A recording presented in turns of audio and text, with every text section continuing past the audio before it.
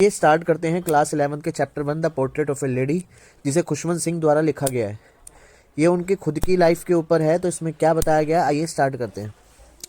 इसमें सबसे पहले पैराग्राफ में वो अपनी दादी और दादा के बारे में डिस्क्रिप्शन दे रहे हैं कि उसकी दादी बिल्कुल बाकी और दूसरी दादियों की तरह ही थी, बूढ़ी। और वो इतनी ज़्यादा बूढ़ी थी कि उनका पूरा फेस जो है रिंकल से भरा हुआ था। जब खुशवंत सिंह छोटे थे ना, तब से वो देखते आ रहे हैं उनका चेहरा फुल किससे भरा हुआ है, रिंकल से, जैसे ओल्ड लोगों का हो जाया करता है। लेकिन लोग अक्सर कहा करते हैं कि जब वो यंग थी बड़ी सुंदर हुआ करती थी और उनका एक हस्बैंड भी था, पर लेकिन उनको देखकर लगता नहीं है कि कभी वो जवान और खूबसूरत हुआ करती होंगी, क्योंकि जब से खुशवंत सिंह ने उन्हें देखा है वो ऐसी की ही ऐसी हैं। दादाजी की बात करें तो उनकी एक तस्वीर ड्राइंग रूम में लगी हुई है, बड़ी बड़ी पगड़ी और लूज कपड़े उन्होंने पहन रखे हैं, और उनकी जो बियर्ड है वो पूरी चेस्ट तक फैली हुई है, काफ़ी बड़ी है मतलब, और देखने में वो 100 साल के लगते हैं। और उनको देखकर ऐसा लगता है कि कभी उनकी वाइफ और बच्चे नहीं होंगे, सीधा क्या होंगे, ग्रैंड चिल्ड्रन। पर लिखने का एक तरीका है, कितने बूढ़े लगते थे वो, ठीक है। खैर कुछ भी हो, मेरी ग्रैंड मदर यंग और प्रेटी हुआ करती थी, जैसा कि लोग कहते हैं, परंतु मेरे को ये थोड़ा बिलीव करना डिफ़िकल्ट है। वो अक्सर हमें अपने गेम्स के बारे में बताया करती थी जब वो बचपन में खेलती थी, जो कि थोड़ा एब्जर्ड और डिग्निफाइड लगता है, क्योंकि इस टाइम ऐसे गेम जो है आज के टाइम पे खेले नहीं जाते हैं ना, तो इसलिए ऐसा लगता है। और कई सारी कहानियाँ भी सुनाया करती थी हमें अपने टाइम की। उनकी हाइट छोटी थी, थोड़ी सी मोटी थी, और हमेशा उनका जो शरीर है वो झुका रहता था, और पूरा चेहरा जो है रिंकल से भरा हुआ था। वो इतनी ज़्यादा बूढ़ी थी कि इससे ज़्यादा और बूढ़ा कोई और हो नहीं सकता। देखो किस तरीके से बेइज्जती मार रहा है ना वो अपनी दादी की, है ना। और जहाँ तक बात है, पिछले 20 सालों से मैं देखता हूँ उन्हें आ रहा हूँ ना, तो वो उतनी बूढ़ी है, मतलब 20 सालों में कोई और ज़्यादा चेंजेस नहीं हुआ, बिल्कुल लास्ट स्टेज पर पहुँच चुकी हैं वो बूढ़े की। तो वो बताती हैं कि अपने चलते समय क्या है, वो थोड़ा झुकी हुई होती थी और अपनी कमर पे थोड़ा हाथ लगाती थी, जो उन्हें बैलेंस करने में हेल्प करता था। और उनके हाथ में हमेशा एक माला भी रहा करती थी, जिससे वो नाम जपने के लिए इस्तेमाल किया करती थी। वो खूबसूरत तो थी बिल्कुल, एक कैसे विंटर लैंडस्केप की तरह, जैसे सर्दियों में पहाड़ हो जाते हैं ना बर्फ से ढके बिल्कुल सफ़ेद, तो उनकी दादी भी बिल्कुल वैसे ही लगी थी, ठीक है। दादी और मैं जो है काफ़ी अच्छे गहरे दोस्त थे। मेरे पेरेंट्स ने जब मुझे उनके साथ छोड़ दिया और खुद सिटी चले गए वहाँ पे काम के सिलसिले में, तो वो मुझे सुबह उठाया करती थी, स्कूल के लिए रेडी किया करती थी, और रोज़ जो है एक ही टोन में प्रेयर गाया करती थी जब वो मुझे नहलाती और तैयार करती थी। तो और वो सोचती थी कि शायद मैं उसे दिल से याद कर लूँ, बट मेरे को उनको सुनना पसंद था क्योंकि उनकी वॉइस बड़ी अच्छी थी, लेकिन मैंने कभी उसे याद करने पर ध्यान नहीं दिया। उसके बाद वो मेरी वुडन स्लेट लेके आती, जिन्होंने ऑलरेडी वो धोकर अच्छे से रख चुकी होती थी, येलो चौक लेके आती, और एक छोटी सी इंक पोर्ट की शीशी, रेड पेन, और उन सबको एक बंडल में बांध कर मुझे दे दिया करती। ब्रेकफास्ट खाने के बाद कुछ चपाती जो है उस पर मक्खन और चीनी लगाकर जो है उसके ऊपर वो पैक करके चल पड़ती, और कई सारी चपाती जो है कुत्तों के लिए भी पैक कर लिया करती थी। मेरी ग्रैंड मदर जो है हमेशा मेरे साथ स्कूल जाया करती थी, जो कि बिल्कुल टेंपल से ही अटैच था। पंडित वहाँ पर हमें अल्फ़ाबेट सिखाते थे और मॉर्निंग प्रेयर सिखाते थे, और बच्चे जो है लाइन में बैठ कर वरांदा की में अल्फ़ाबेट्स के दोहराते थे, ठीक है।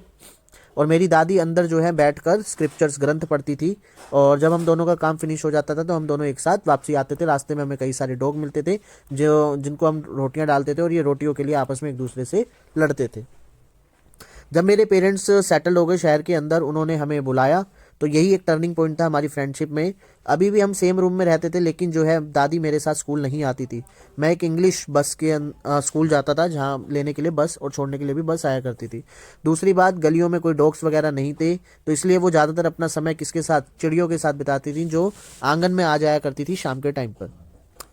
जैसे जैसे दिन बीतते जा रहे थे, हम दोनों का कांटेक्ट भी कम होता जा रहा था। कुछ टाइम के लिए तो वो मेरे को उठाया करती थी, रेडी करती थी, लेकिन जब भी मैं स्कूल से वापसी आता तो वो मुझसे पूछती कि मेरे टीचर ने मुझे क्या पढ़ाया, तो मैं उन्हें बताता कुछ English words, science, law of gravity, Archimedes principal और बहुत सारी चीज़।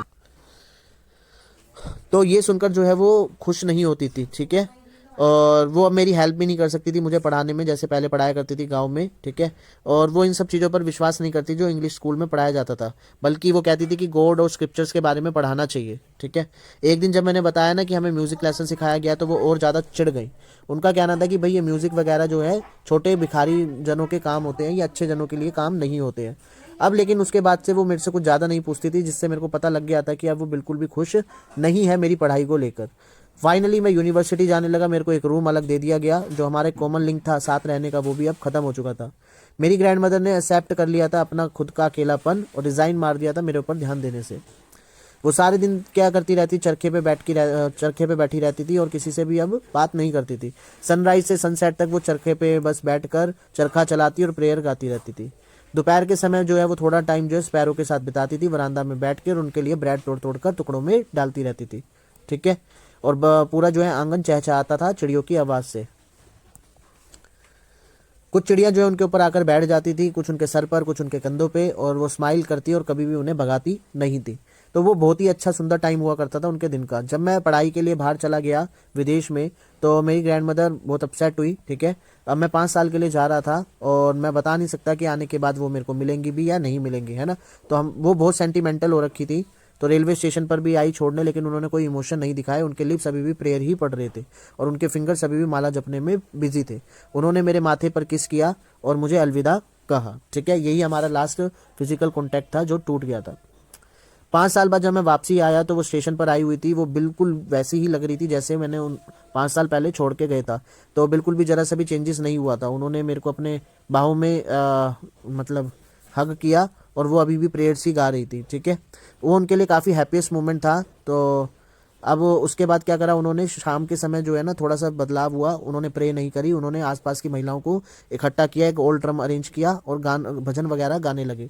और कई घंटों तक उन्होंने ये ड्रम बजाया, गाना गाए। किसके? योद्धाओं के घर लौटने की। योद्धाओं के घर लौट मतलब एक जंग थी ना उन दोनों के बीच में दूर रहने की, वो आज खत्म हुई और योद्धा जो है अपना काम निपटा के आ गया, जंग जीत कर आ गया। हालांकि कई सारे लोगों ने उन्हें रोकने की कोशिश करी कि वो थक जाएंगी, ज़्यादा वो मतलब ड्रमबाजी या फिर ऐसे गाने वाने ना गाएं, लेकिन वो नहीं मानी। ठीक है। और होना क्या था, नेक्स्ट दिन वही हुआ जो सबने सोचा था। वो बीमार पड़ गई, डॉक्टर को बुलाया गया, उन्होंने कहा थोड़ा सा बुखार है, जल्दी चला जाएगा। लेकिन ग्रैंड मदर का कहना था कि नहीं, अब वो उनका अंत आ चुका है, अब वो ज़्यादा टाइम जिंदा नहीं रह पाएंगी। और उन्होंने कहा कि अब वो अपना ज़्यादा टाइम वेस्ट नहीं करना चाहती, उन्हें अकेला छोड़ दिया जाए और वो अपना टाइम क्या करेंगी, बस प्रेयर में ही बिताएंगी। हमने प्रोटेस्ट करने की कोशिश करी पर लेकिन उन्होंने नहीं मानी, तो इसलिए उनको छोड़ के चले चले गए। ठीक है।